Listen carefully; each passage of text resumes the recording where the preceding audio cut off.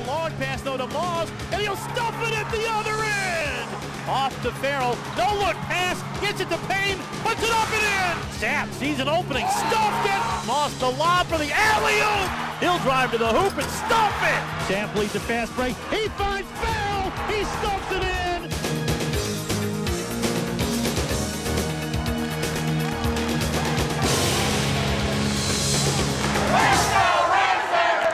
Welcome to Racing to March, our Murray State basketball preview special. I'm WPST Sports Director Jeff Bidwell. Adam Wells and Andy Waterman will join me in just a bit. In the next 30 minutes, we'll get you ready for the 2014-15 Murray State basketball season. And stop me if you've heard this one before, but expectations are sky high for this Racer program as they try to get back to the NCAA tournament for the first time since 2012. Before we look ahead to this season, let's take a look back at last season that ended on an unexpected high note. Steve Prohm may have done his best coaching job at Murray in the first half of last season. He had just one starter back, was trying to break in a freshman point guard, and the Racers were fighting the injury bug.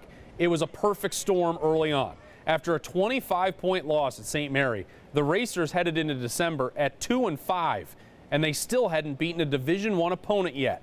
But then things started clicking. TJ Sapp became eligible and finally gave the Racers some depth off the bench. Once they got to conference play, the Racers rolled to a 13-3 record and were a campaign missed free throw at Southeast Missouri State from clinching a share of the OVC regular season championship. But the Racers were West Division champs, so they earned a bye into the semifinals of the Ohio Valley Conference tournament in Nashville. There, they played from behind all night long against Eastern Kentucky. And in the final seconds, it was Payne that had a three-pointer to send the game to overtime, but it was off. And for the second straight year, Murray State's NCAA tournament hopes ended in heartbreak at the Municipal Auditorium. Just a freshman, you wondered how Payne would recover from those March disappointments. The answer?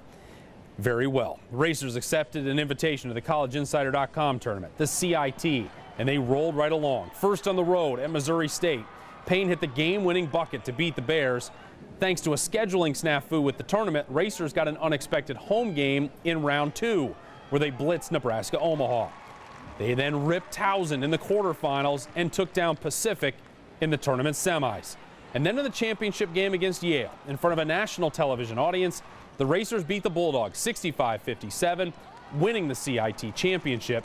It also gave a bit of a fairy tale ending for the team's lone senior Dexter Fields, walking off the floor a champion. And to come full circle, Cameron Payne was named the tournament MVP. Heading into last season, we wondered who would be back after Isaiah Cannon and company graduated. Well, the answer was pretty much nobody. Heading into this season, when you ask who will be back, the answer is pretty much everybody. The Racers returned 87% of their scoring off last year's team, including their top 4 scorers and 6 of their top 7 from last season. And with so many guys coming back, no surprise the Racers are essentially a unanimous pick to win the West Division title this season. They got 22 out of 24 first-place votes from conference coaches and sports information directors. The 2 votes for SEMO came from Murray because they couldn't vote for themselves. 3 Racers were named to the 10-player All-OVC preseason list, including Jarvis Williams. The senior forward averaged nearly 15 points and 10 rebounds a game last year. Joining Williams is senior guard TJ Sapp. He missed the first half of last season, having to sit out after transferring in from Clemson. Sapp averaged 13 points a game and shot better than 40% from the three-point line.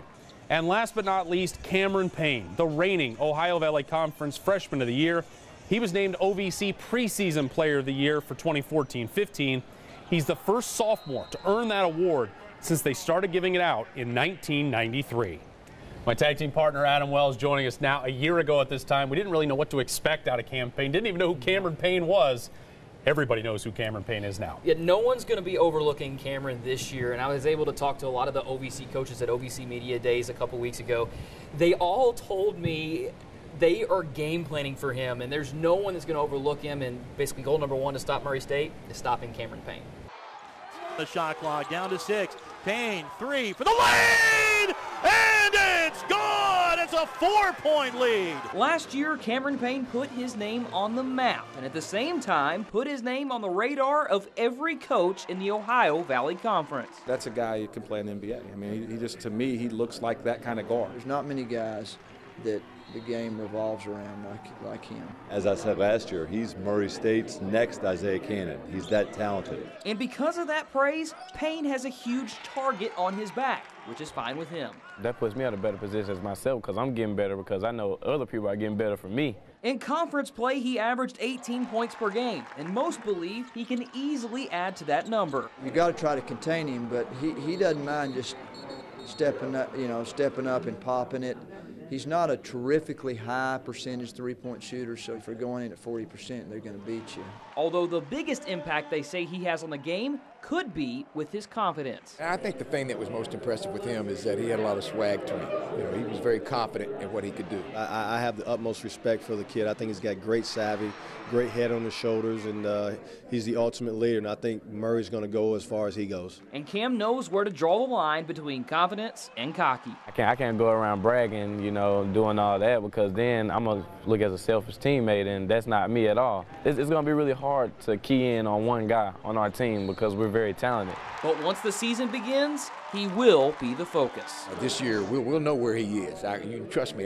We'll have a couple guys knowing exactly where he is and try to give him fits. I didn't get labeled as being one of the best players on my AU team or a high school team. I was just, you know, I was a fit-in player, you know. So now to be the man, so to say, it's a very eye-opener. You know, of all of the things that he could have improved on in the offseason, his shooting, his passing, he said the one thing he improved on the most is his maturity, so that's what'll help him.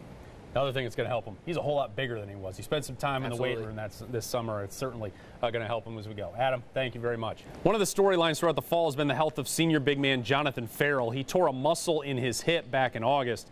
It's a rare injury. There's no real official protocol on how to treat it. He's still not 100%. The team doesn't know when or if he'll ever be at 100% this season, and the whole process has been pretty frustrating for the senior.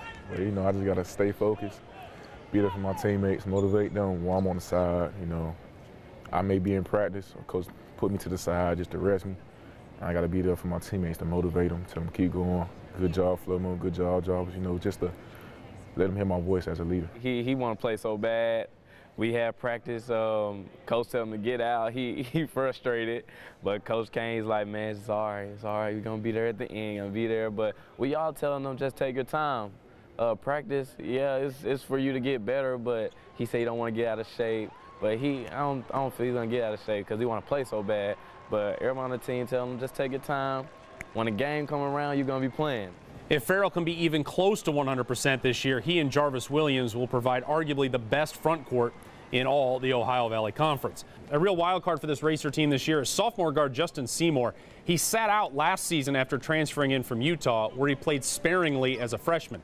So essentially, it's been 3 years since he played meaningful minutes, and that was in high school. Seymour says he's more than ready to get back on the floor and contribute. Very exciting. I haven't played a game in over a year, so I'm definitely very excited to get the season started and, you know, bringing energy and effort off the bench, you know, and doing what I do best, you know, just trying to help the team max out to our potential. One of Seymour's biggest improvements this year, he is in shape. Seymour has lost close to 20 pounds since last season, which he hopes will help considerably this year.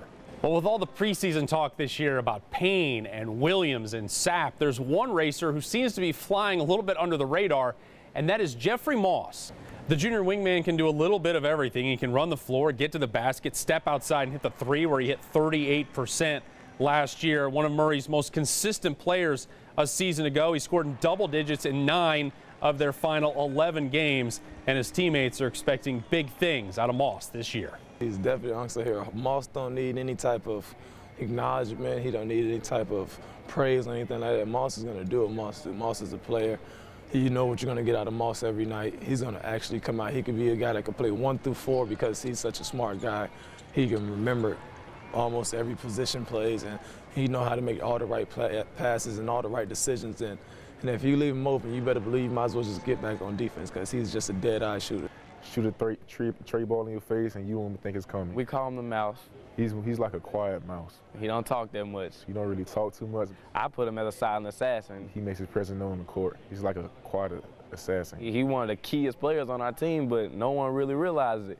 Because at any given night, Moss can go out for 25 any given night. So, I mean, Moss one of the best shooters on the team also. So people don't really eye in on them, and that's what's good about our team. Everybody, a lot of people got so many roles. It's hard. It's hard to key in on one player. So Moss is one of them guys that he don't need you to hype him up because he's so quiet at everything. Because at the end of the day, it ain't gonna bother him, and it ain't gonna make him get any hype or anything. It's gonna make Moss be the same guy that he is, and that's what I love a lot about him. He's not gonna change for nothing, and he's gonna always bring his game. I'll play with Moss on any day. Well, when we come back on Racing to March, we'll have my extended conversation with Murray State coach Steve Prohm, who will try to raise another banner in the CFSB Center. Stay with us. This is the biggest key right here, vision. What do you guys want to see yourself? I want you guys to cut these nets down because you got to have vision going into next year. But this is our only goal next year, okay? Win a regular season championship, win an OVC tournament championship. Steve Prohm, after that CIT championship, the celebration was very muted in the locker room, and you wrote vision on the board, and the very quick message was, this is great, we got to try and win championships next year. Do you feel like that message got through to your guys as the summer went along? Yeah, I hope so. They had a good summer. You know, it's always a long year. You know, sure. We played for a long time. We played all the way into April, which is a good thing. I was excited about the run we made in the CIT. I thought it ended up being really positive for us and for our school, and 2 national TV games, and anytime you get an opportunity to win a championship is a big thing. But then it was right into spring workouts, summer workouts. So they've done a good job. I think we all know we have expectations this year, you know, but our biggest expectation and what it needs to be is just getting better every day. And if we can do that with the personnel we have, then we'll put ourselves in a position to win a championship. In terms of the expectations, the one guy who's getting, of course, all the preseason publicity is your sophomore point guard, Cameron Payne. He is going to be the guy with the bullseye on his back this year every place you go. Is he ready for that, do you think? And how do you get him ready for that? You know, you just got to talk to him every day, coach him every day, and put him in positions to be successful. And then when you figure out how people are going to guard him or treat him or scout him, that we have to make the necessary adjustments. He's a terrific player. Had an amazing freshman year, obviously getting a lot of accolades right now, deservingly so. He's a humble kid, trust him completely, and really looking forward to what he can do and follow up his freshman campaign. That's part of it, you know. Isaiah, you see the way his growth, and then when he shot onto the line, to the scene, and then, Cam, he came on the scene quick, a lot quicker, but people are going to look to stop him. You've talked a lot about leadership, and you need leadership out of your seniors, Jarvis Williams, Jonathan Farrell, TJ Sapp. Are you looking for more vocal leadership, or is it, guys, this is how we do it, and sort of that leadership by example? Leadership by example. The vocal, Jeff Moss isn't a talker, so just do what we've been doing here for many years, and we're going to be successful. You tinker with things here and there based on personnel, but sell out to what we do and what we do to be successful. I love our 3 seniors. They are 3 talented players. Obviously, we got to get Farrell healthy, but they got to lead on and off the floor every single day, all the time, for us to be where we need to be. If you look back at the 2 teams that won 30-plus games, those senior classes were terrific. You look back at Ivan Aska, Dante Jawan. You look at De Niro, Tony, Easley, George Fatso. I may be missing one senior in that class, but those guys were consistently good every day. And that's what these guys need to be good. Be good every day out here. Show everybody how we need to get things done. In terms of the injury with Jonathan Farrell, it feels like something we've talked about for weeks upon weeks, and probably will keep talking about it for more weeks. But if push comes to shove, is it something he can play through, or is it a debilitating deal where I know you'd love him to be 100% healthy and ready to go, but there's probably going to reach a point where we got to go or we can't go. Yeah. Can he play with that injury? Yeah, he can play with it. He can play with it, but he's playing at 50-60% right now, and kind of like he was early last year, to where to get it done at the level we need to, he needs to be how he finished the season. So he can play. I mean, if we played tomorrow, he could play. Whether it's 18 minutes, 20 minutes, he could play. But you got to produce and be effective as well, especially with the schedule we got and who we're playing. But I trust Jonathan. Again, he's a great kid, doing the right things, trying to get back. It's a frustrating thing for all of us. I feel like I ask this question every year. I'm just interested in how the answer changes. Starting now your 4th year, How are you different today as a head basketball coach than you were when you took the job back in 2011? Oh, 2011, I was just happy-go-lucky. Like, man, I'm the head coach of Murray State. Now I probably worry and think about a lot more stuff, than probably I need to. And I need to do a better job at that and just focusing on what's important. And what's important is, from a basketball standpoint, what's important is just coaching this team. And all the other stuff, don't worry about. Just coach this team and get this team better, and that's what my focus needs to be. So, yeah, I'm different than I was my first year for sure. And then that was a great year for a lot of reasons, but, we expect to have a great year this year. One of your priorities has been getting your guys out into the community and doing service and giving back to this community. Recently you had Special Olympians in here, and it seemed like the Special Olympians had a great time. Yeah. Your guys had a great time. Did they enjoy the whole process of being out and being with the community? I think so. I think they do a great job. Last night we were in Paducah with the Paducah Mall, and they visit and interact and take pictures and sign autographs. I think they do a great job. I think you got to put them in those situations, the impromptu speaking, the public speaking, for them to grow as people, away from the game of basketball. And the thing I thought about when I left that day is, man, for those 2 hours, I didn't think about beating Belmont. I didn't think about recruiting. I had fun. And sometimes that helps you get back to what you're supposed to be. Last question. Obviously, life changes coming, getting ready to be a dad. Yeah. You ready for that? Yeah, I'm ready. I'm excited. We had a checkup yesterday. I missed that because we had practice. My wife teaches, so there's not a good time for us both to go. But I'm excited. I'm really excited. And obviously, I'm excited about the change that's coming in March. And I'm looking forward to trying to make that month as busy as possible. Yeah, for I want yourself, that right? month really, really busy. I want to have to make tough decisions that whole month. So I'm excited, and my wife is too. So we're blessed.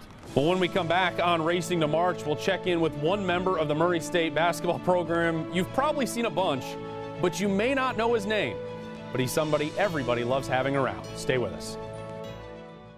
In the Ohio Valley Conference East Division, here's what the preseason poll looks like. Belmont, once again, the preseason pick to win it, but the coaches and SIDs expecting Morehead State and Eastern Kentucky to give the Bruins a run for that Eastern Division title.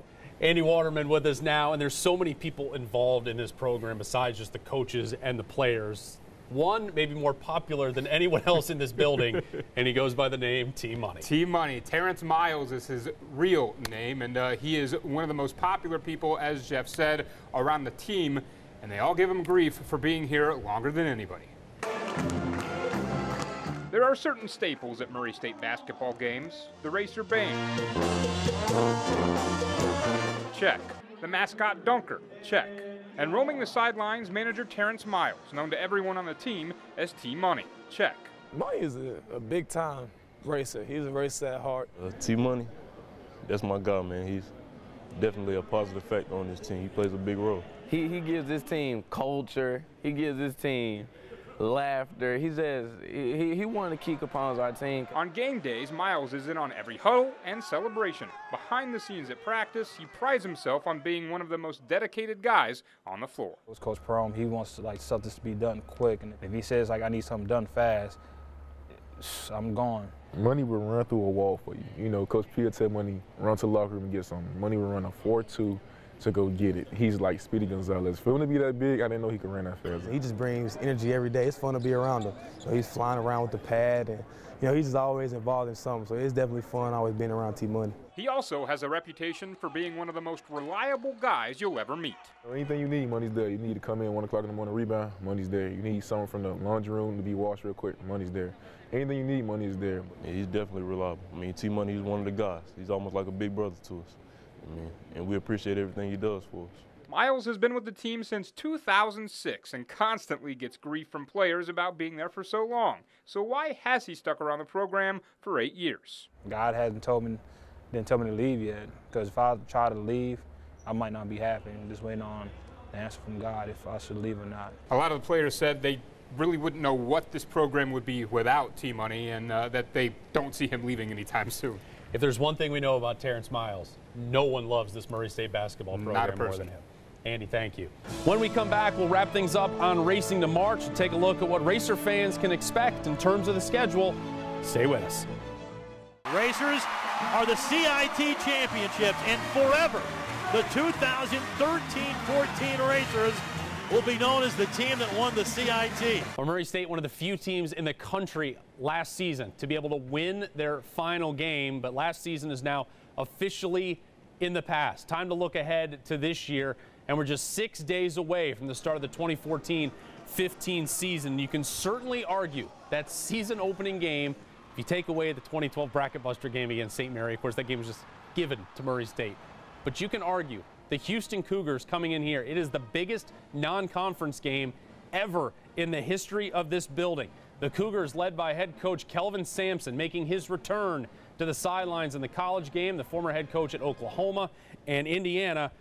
It'll be he and the Cougars coming into the CFSB Center Friday night, November the 14th. Other notable non-conference games this year. The Racers, it's going to be a tough start for them. They'll go to Middle Tennessee on the 18th of the month, followed by a trip to Cincinnati to take on Xavier on the 24th. Western Kentucky comes to the bank December 6th, and then just before Christmas, the Racers will head to Southern Illinois.